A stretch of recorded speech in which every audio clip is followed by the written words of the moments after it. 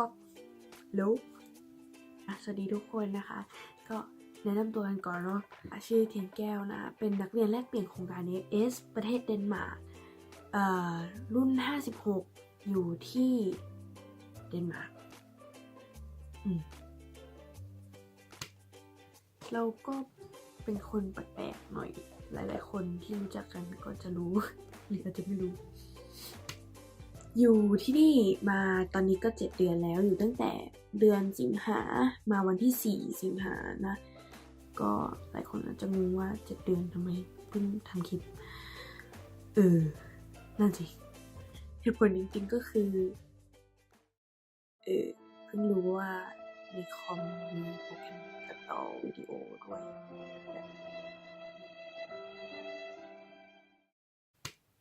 อีกเหตุผลหนึ่งที่อยากทำคลิปก็คือเราแบบตอนที่ก่อนเราศึกษาเกี่ยวกับแบบประเทศเดนมาร์กแต่ว่าแบบมันแทบไม่มีเลยที่แบบคนที่เขามาเดนมาร์กแล้วเขาทำคลิปเกี่ยวกับประเทศเดนมาร์กคือแบบเผื่อรุ่นน้องไงแบบรุ่นน้องอาจจะอยากรู้คลิปแรกคือคลิปนี้คือคลิปแรกนั่นแหละ EP 1ใครว่าเป็นนักเรียนแลกเปลี่ยนมันง่ายคลิปนี้เราก็อยากจะแบบแนะนำมากกว่าอาจจะวิชาการมากไปหน่อยแต่คือเราอยากแนะนำให้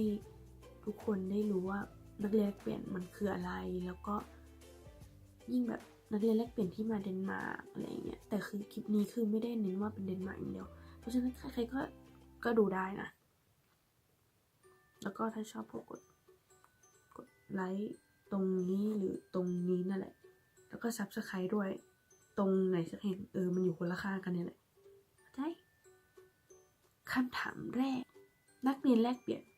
คืออะไรแล้วเป็นได้ยังไงนักเรียนแลกเปลี่ยนก็คือ exchange student หรือว่าภาษาเดนมาร์กคือ udveckling student นะนักเรียนแลกเปลี่ยนมันมีโครงการเยอะมากเอาจริงๆแต่ที่เราจะได้ยินกันบ่อยๆก็มี FS EF YFU UCE หลายคนถามว่าแต่ละโครงการมันต่างกันยังไงอย่างแรกเรื่องราคาแทบไม่ต่างกันเลยคือมัน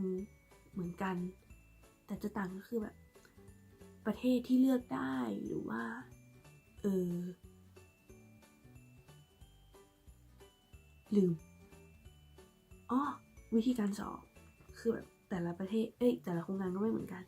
อย่างของเรา AMS ก็คือเขาจะให้ทำข้อสอบแล้วก็มีสอบสัมภาษณ์โครงการอื่นก็จะต่างกันไปแต่เดี๋ยวเราจะบอกว่าแบบเจาะลึกว่า AMS ทำยังไงละกันเพราะว่าเราเป็นเด็ก AMS นะ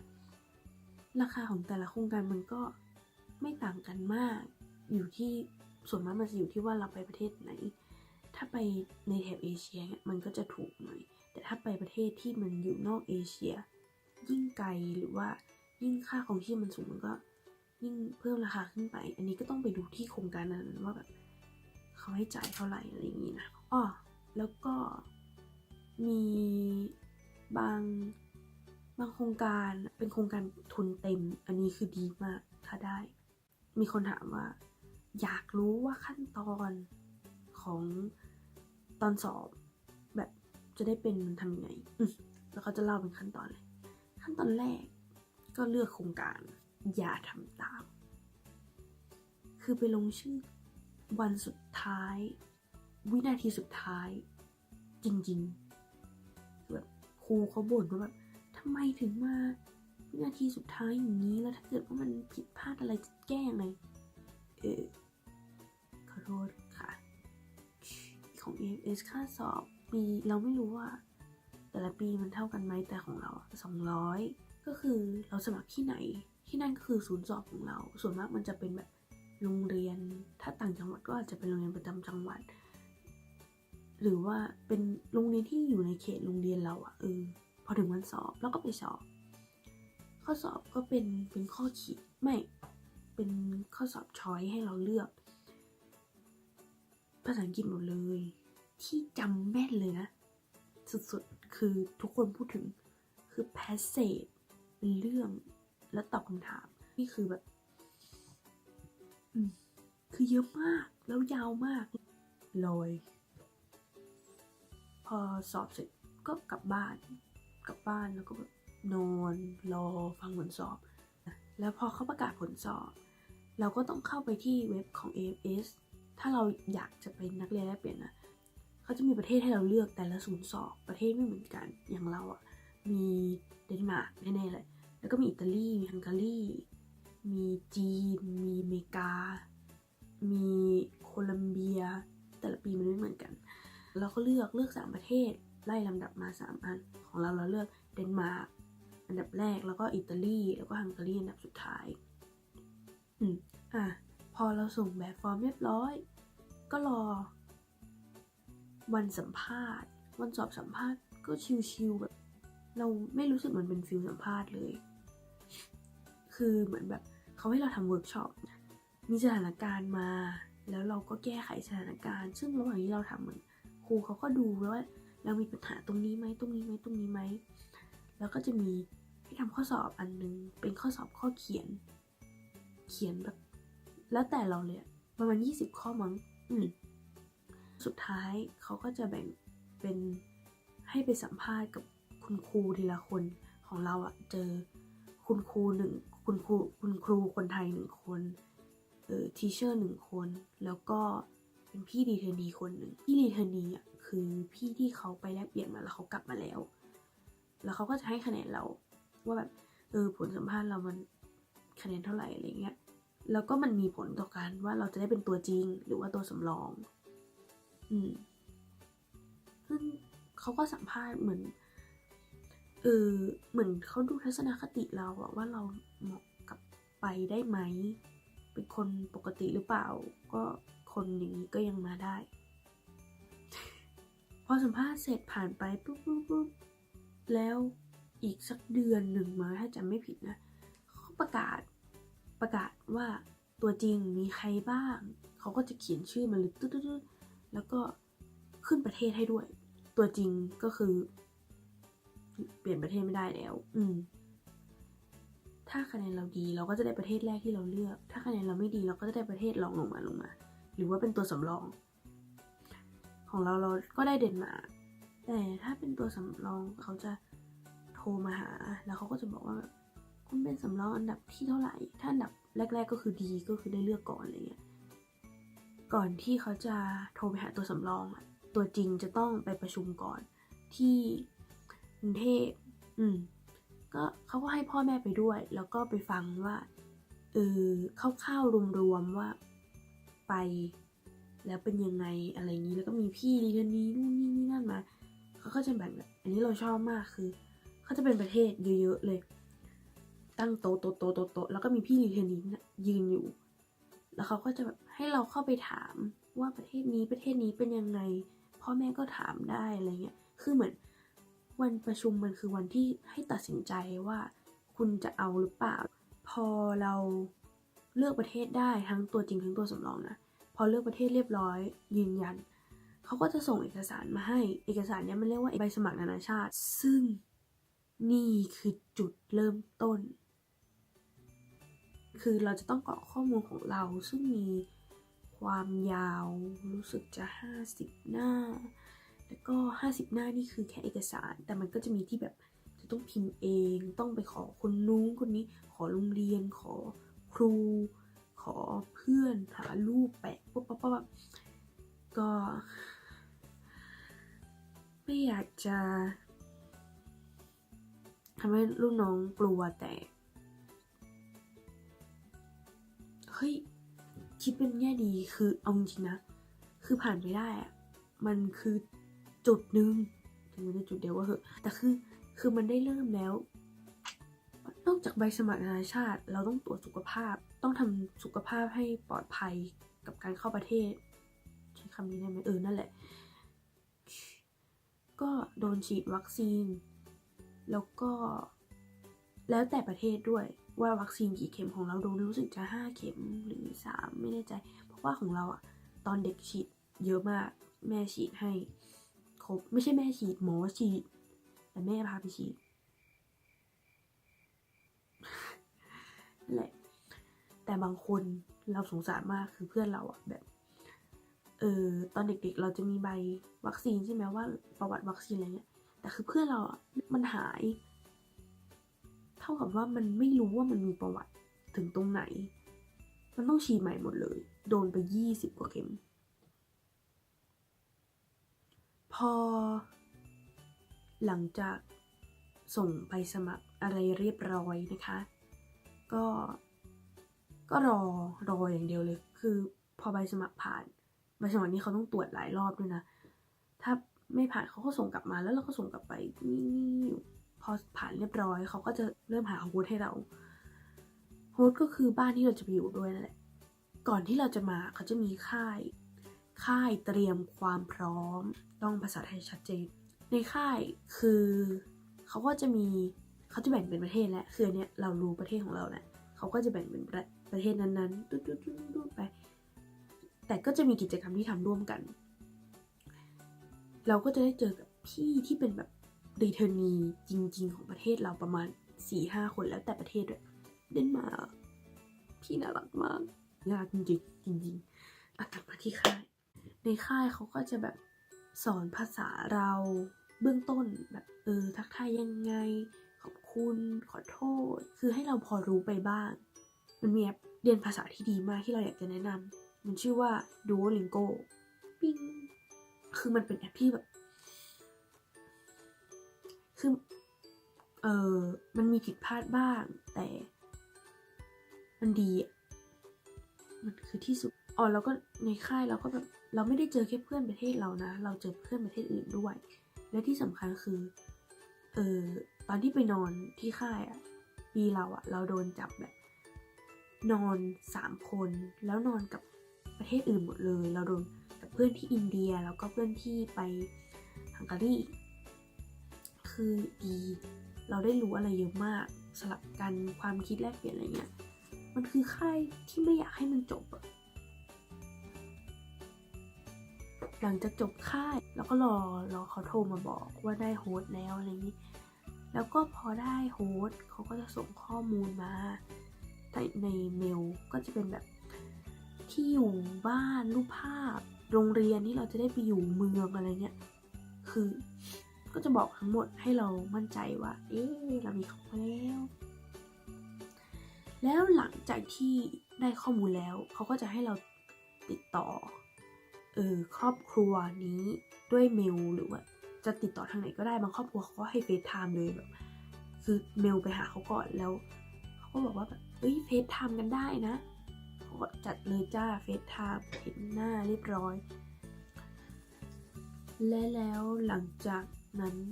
เวลาแห่งความโศกเศร้าปีดีดาแล้วแต่คนก็คือวันที่เราจะต้องจากบ้านเมืองของเราไปอยู่ในต่างแดนเป็นเวลา1 ปีจบขั้นตอนการเป็นนักเรียนแลกเปลี่ยนคือขั้นตอนมันค่อนข้างเยอะแต่มันก็ไม่ได้ยากอะไรคือถ้าอยากเป็นจริงๆก็ทุกคนทำได้มันไม่ยากเชื่อผมถ้าเกิดว่าใครอยากรู้อะไรเพิ่มก็คอมเมนต์ไว้ข้างใต้หรือว่าจะไปคอมเมนต์ใน Facebook ก็ได้ส่งข้อความมาเลยก็ได้หรือ up to you จ้าทีนี้พูดถึงประเทศเดนมาร์กบ้างอยู่ยุโรปสแกนดิเนเวียเป็นประเทศเล็กไม่เล็กมากเล็กจริงๆมีประชากร5 ล้านคนเป็นประเทศไวกิ้งนี่ไม่ใช่ไวกิ้งทำไมไวกิ้งที่สำคัญที่สุดคือ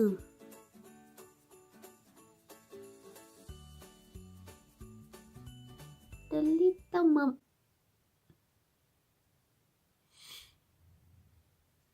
เอาใหม่3 2 1และที่สำคัญที่สุดก็คือ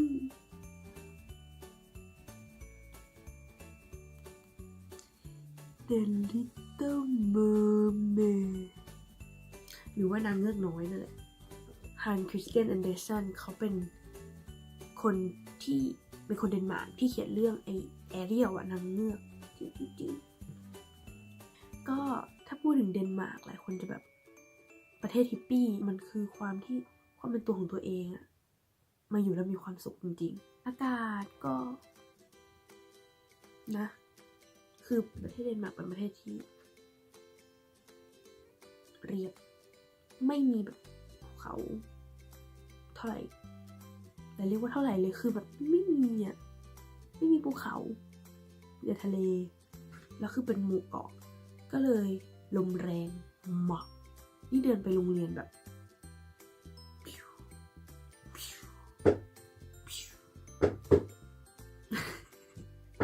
นั่นแหละแล้วก็อากาศคือหนาวลมแรงฝนตกคือแบบคิดดูคือฝนเนี่ยจะตกเมื่อไหร่ก็ได้บางทีหิมะตกอยู่สักพักกลายเป็นฝนไม่มีใครรู้แล้วบวกฝนแล้วไม่พอลมแดดนิดนึงแล้วคือแบบคนที่นี่ไม่ค่อยนั่งรถเดินไม่ก็ขี่จักรยานแล้วคือคิดสภาพแบบตอนเช้าอะปั่นจักรยานไปโรงเรียนแล้วคือแบบโอ้โหลมหิมะชาเรื่องของอาหารมันฝรั่งกินเยอะมากมันฝรั่งต้มมันฝรั่งทอดมันฝรั่งผัดมันฝรั่งแล้วก็ที่พิเศษที่สุดคือเจ้านี่ปิ้งขนมปังสีน้ำตาลมันมีชื่อว่า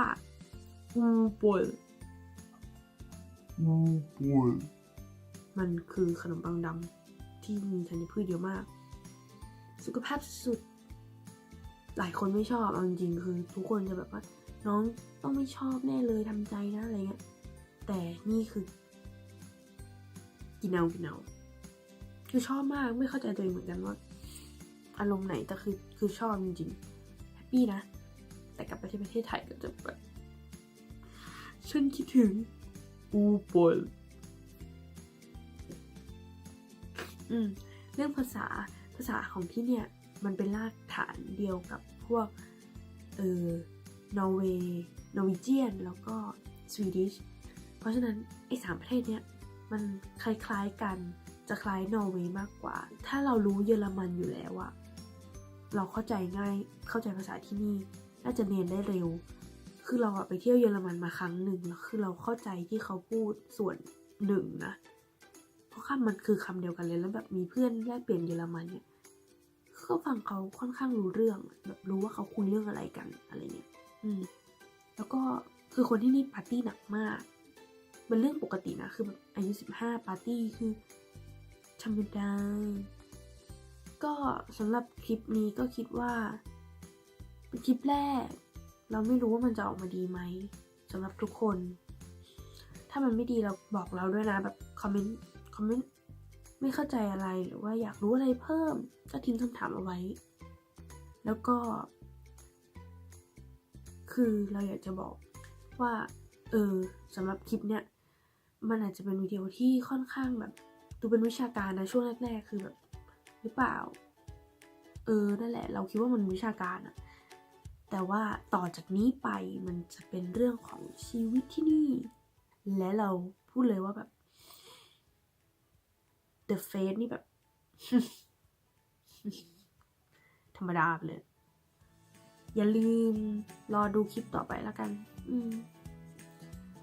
สุดท้ายเราอยากจะบอกว่าแบบก็อย่างชื่อคลิปที่บอกอะคือเราอยากจะบอกว่านักเรียนแลกเปลี่ยนอะหลายคนที่พูดว่าแบบรวยก็ไปได้มีตังก็ไปได้เดี๋ยวนี้ใครๆก็ไปอะไรเงี้ยคือเราอยากจะบอกว่าแบบเฮ้ยเราอย่างเราอะเราก็ไม่ได้มาจากครอบครัวที่รวยหลายคนก็อาจจะคิดว่ามันต้องเก่งมากเลยภาษาอังกฤษอะไรเงี้ยแล้วก็จะบอกว่ามันก็มีส่วนแต่ก็ไม่ใช่ว่าเราจะต้องแบบเก่งขั้นเจ้าของภาษาอะไรอย่างนี้คือเรื่องเก่งภาษาอังกฤษอะมันก็เป็นส่วนสำคัญในการสอบแต่ที่สำคัญที่สุดอะคือความอดทนมาถึงตรงนี้แล้วอะอดทนอย่างเดียวเลย มันคือแบบใช้ชีวิตคนเดียวจริงๆมันไม่จำเป็นเลยว่าคุณจะต้องรวยล้นฟ้าหรือว่าเก่งภาษาอังกฤษนู่นนี่นะสุดท้ายอะเราต้องมาใช้ชีวิตตรงนี้เราอยากจะบอกว่าใครที่คิดว่าอยากเป็นนักเรียนแลกเปลี่ยนแล้วรู้สึกว่าตัวเองไม่เก่งอิงเป็นไม่ได้แน่เลยจะทำได้ยังไงยากจะตายอะไรเงี้ยคือเราอยากเป็นกำลังใจให้แล้วเราก็บอกว่าไม่ต้องกลัวทำไปเลยถ้าเราไม่ลองเราไม่มีทางรู้หรอกแล้วคือข้อสอบเอาจริงๆข้อสอบมันก็มีให้ดูนะเหมือนแบบโอเน็ตอะไรเงี้ยคือมีข้อสอบปีก่อนๆให้เราทำถ้าเราสู้เราอยากเป็นยังไงเราก็เป็นได้เราเชื่อในตัวทุกคนสำหรับใครที่อยากจะเป็นนักเรียนแลกเปลี่ยนอาจจะแบบเฮ้ยเราพูดซะน่ากลัวเลยอะไรเงี้ยแต่จริงๆมันสนุกมากรู้ปะคือแบบเราว่าคุ้มถ้าคิดว่ามันแพงเราคิดถึงสิ่งที่เราจะได้อย่างแรกที่ได้แน่ๆคือน้ำหนักเดี๋ยวคลิปหน้าเราจะมาตอบคำถามนี้นะคะว่าน้ำหนักขึ้นกี่กิโลวันๆทำอะไรอ้วนขึ้นไหมยังไงก็ฝากช่องนี้ด้วยนะคะแล้วก็ฝากเอ็นแก้วตัวน้อยๆคนนี้ไว้ในอ้อมอกอ้อมใจก็ไม่ค่อยน้อยเท่าไหร่แล้วเดี๋ยวนี้ถ้าอยากดูคลิปกันต่อก็นะเป็นกำลังใจให้กันกดไลค์กดแชร์กด Subscribe แล้วก็ทิ้งคำถามไว้อะไรเงี้ยเดี๋ยวคลิปหน้าเดี๋ยวเรามาตอบให้แล้วก็เราจะพยายามอัพคลิปทุกๆอาทิตย์จะเริ่มตั้งแต่แบบเล่าประสบการณ์ตั้งแต่วันแรกที่มาเลยคือจะเล่าให้หมดทุกอย่างส่วนหนึ่งเราก็อยากเก็บไว้เป็นความทรงจำของตัวเองด้วยอะไรเงี้ยเราก็อยากให้ทุกๆคนได้รู้ด้วยคือมันไม่ใช่เกี่ยวกับคนที่อยากมาเดนมาร์กเดียวนะเอาจริงๆนักเรียนแลกเปลี่ยนประเทศไหนก็ดูได้เพราะว่าทุกคนมันก็คล้ายๆกันหมดก็หวังว่าทุกคนจะชอบคลิปเนาะงั้นคลิปนี้ก็พอแค่นี้ก่อนเนาะแล้วก็เจอกันคลิปหน้านะคะบ๊ายบาย